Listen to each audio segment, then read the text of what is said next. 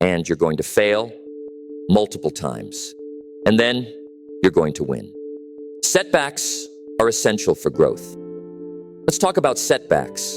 You're afraid of them, aren't you? Be honest, you let the fear of failing stop you from trying. You play it safe. You stick to what's comfortable. Then you tell yourself, I'll try tomorrow. But tomorrow becomes next week. And next week turns into never. Here's the truth you don't want to face. Avoiding setbacks is the fastest way to waste your life. If you don't take risks, you don't grow. If you don't grow, you don't succeed. Let me tell you something even harder to hear. When you sit there making rationalizations, life keeps moving. Others are out there, trying, failing, and learning. Meanwhile, you're stuck. You're in the same place, scared to even begin. But here's the truth. Standing still won't save you. Now listen closely. This is critical. Setbacks aren't your problem. Fear is. Fear keeps you small, weak, and broken in your mind, your body, and your spirit. So you have to make a choice. Will you let fear own you, or will you step up and fight for your life? Here's what you need to do. Stop tiptoeing through life like setbacks are monsters waiting to eat you. Setbacks aren't the end. They're teachers. They show you what went wrong so you can do it better next time. But you'll never know unless you try. Get out there. Face that challenge. Take the leap. Will you fall? Maybe. Will it hurt? Probably. But guess what? Pain is temporary. Regret lasts forever. Don't sit on the sidelines watching others live the life you want because you're too scared to fail. That's not living. That's wasting time. Every great achievement you've ever heard of was built on setbacks. Michael Jordan missed thousands of shots. Steve Jobs got fired from his own company. Do you think they gave up? Number, they kept going. And that's exactly what you need to do. Fail. Learn. Get back up. Do it again. Because if you're not failing, you're not even trying. And if you're not trying, you're already losing. So what's it going to be? Stay in your comfort zone or step into your potential? The choice is yours. Self-control equals freedom. Do you know why most people are stuck? Why they feel trapped in their own lives? It's not because of bad luck, and it's not because someone else has it easier. It's because they lack self-control. Without self-control, you'll never achieve the liberty you're looking for. Think about it. You want a life where you can enjoy moments free of stress and worry. But what do? You take shortcuts. You slack off. You tell yourself, it's okay to skip this one workout. Or, it's okay to spend this one paycheck. Or even, it's okay to waste a little time scrolling on my phone. Before you know it, those little moments of it's okay, they pile up, they hold you back, and they weigh you down. They turn into chains holding you down. You're tired, broke, overwhelmed, and you're not free. You're stuck. Freedom isn't given. It's earned. You don't get it by sitting back and doing what's easy. You get it by showing up every single day, doing the hard things, and staying consistent, even when you don't feel like it. That's self-control. Do you want financial freedom? Start saving your money instead of wasting it on things you don't need. Do you want physical freedom? Stop making excuses and start moving your body. Do you want the liberty to live the life you dream of? Then get serious about your time. Stop wasting it. Stop procrastinating. Start putting in the work. Self-control is the price you pay for freedom. It's what allows you to wake up every day knowing you're in control of your life. No more blaming the economy. No more blaming your boss. No more blaming your circumstances. Self-control puts the power in your hands. And I know it's hard. It's uncomfortable. It's not fun. But guess what? Living without freedom is 100 times harder. Waking up every day feeling stuck, knowing you're not where you want to be, that's far worse than any sacrifice self-control requires. So stop waiting for someone to save you. Stop hoping for an easy way out. Decide right now that you're going to take control. Build the habit, stay consistent, and do the work, even when you don't feel like it. Because self-control equals freedom. And if you don't have the self-control to fight for your freedom, then you don't deserve it. Freedom isn't free. It's earned with sweat, effort, and consistency. So, what are you waiting for? Get to work. Take ownership of your life. Who's responsible for your life? Be honest with yourself. Do you blame your boss for why you're stuck in a dead-end job? Do you blame your parents for not giving you a better start? Or maybe it's the economy, the government, or even the weather. Sound familiar?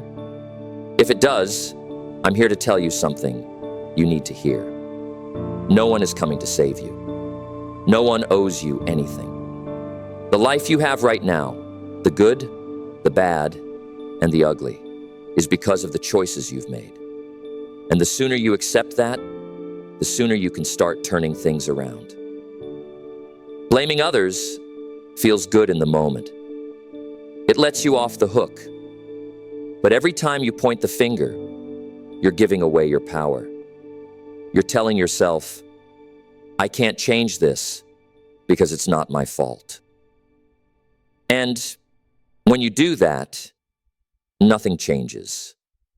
You stay stuck, angry, and frustrated. Now let me flip the script for you. What if, instead of blaming everyone else, you decided to take full ownership of your life? Every mistake, every setback, it's yours. Own it. Look at yourself in the mirror and say, this is on me. If my life is going to change, it's up to me to change it. It's not easy, I know. Admitting that you're the problem stings. But do you know what else it is? It's empowering. Because if you're the problem, that means you're also the solution. You have the power to fix it. You can take control and start making better choices today. Do you want a better job? Stop blaming your boss and start building the skills to earn it. Do you want better health? Stop blaming your genetics and start taking care of your body. Do you want better relationships? Stop blaming other people for not understanding you and start being the person they can trust and rely on. Taking ownership doesn't mean you're perfect or that you won't make mistakes. It means you're willing to learn, grow, and take responsibility for what happens next. This is your life, no one else's. You don't get a second chance. So stop waiting for someone to hand you a better life. Step up, take ownership, and build the life you deserve. To me, to change it, it's not easy. I know admitting that you're the problem stings. But do you know what else it is? It's empowering. Because if you're the problem, that means you're also the solution. You have the power to fix it. You can take control and start making better choices today. Do you want a better job? Stop blaming your boss and start building the skills to earn it.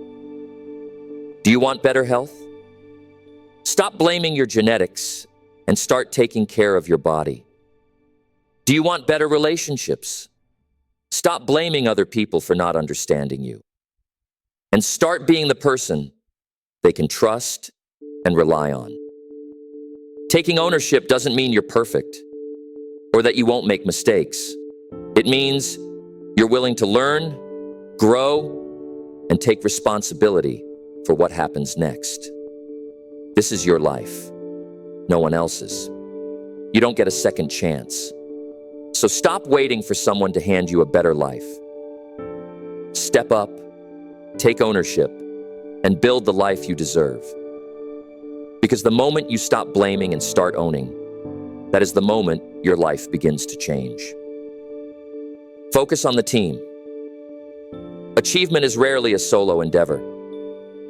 You might think you can do it all on your own, but the truth is, no one achieves greatness in isolation. If you're only looking out for yourself, you're missing the bigger picture. When you focus solely on your individual success, you risk alienating those around you and ultimately sabotaging your own progress. Imagine this: you're hustling hard, putting in the hours, and chasing your goals. But what about the people beside you? What about your team? When you neglect their needs and contributions, you create a toxic environment, and people feel undervalued, and morale takes a nosedive. That's when productivity plummets, collaboration breaks down, and your chances of success go out the window. If your team isn't thriving, neither will you. So, what's the solution? Shift your focus. Embrace a team mentality. Your success is intertwined with the success of those around you. When you lift others up, you elevate yourself in the process. It's a simple yet powerful principle. Teamwork makes the dream work. Start by recognizing the strengths and contributions of your team members. Celebrate their achievements as if they were your own. Encourage collaboration and open communication. Create an environment where everyone feels valued and empowered. When people know they're part of something bigger, they'll be more motivated to put in the effort and go the extra mile. Lead by example. Show your team that you're invested in their success. Offer support, provide resources, and be there when they need guidance. When your team knows you have their backs, they'll trust you. And that trust will foster loyalty and commitment. Also, remember that success is about shared goals. Set collective objectives and work together to achieve them. Encourage everyone to contribute their ideas and perspectives. When each member feels their voice is heard, you create a sense of ownership and accountability. A team that rallies around a common purpose will outperform any individual effort. And let's not forget the power of feedback. Constructive criticism and recognition can go a long way. Regularly check in with your team. Listen to their concerns and provide guidance. Make sure they know that their growth and development matter. When your team succeeds, you all succeed. So stop thinking about success as a solo journey. Focus on your team's success. Embrace collaboration. Lift each other up and celebrate the wins together. When you do this, you'll create an unstoppable force that drives everyone forward. Remember, teamwork is not just a buzzword. It's the foundation of true success. Make it your mantra and watch as you and your team achieve greatness together. Rationalizations are destructive. They are killing your dreams. Every time you say, "I don't have time," "I don't have the resources," "I'm too tired," or "It's not my fault," you're digging your own grave.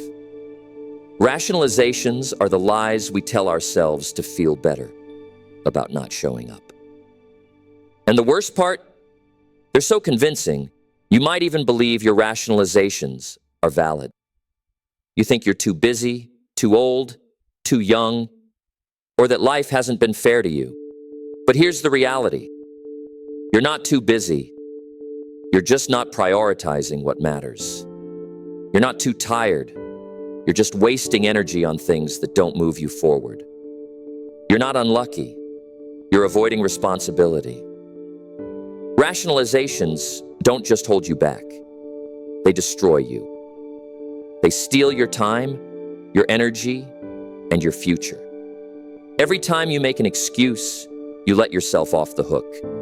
You give yourself permission to settle for less.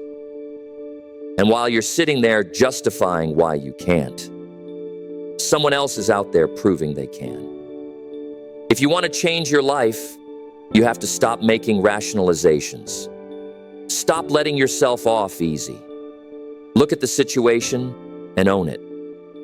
Don't blame your boss, your family, or your circumstances. Look in the mirror and say, "This is my responsibility. If it's going to get done, I have to do it." You didn't finish that project? That's on you. You didn't follow through on your fitness goals? That's your fault. Your bank account is empty? Take a good look at your spending habits.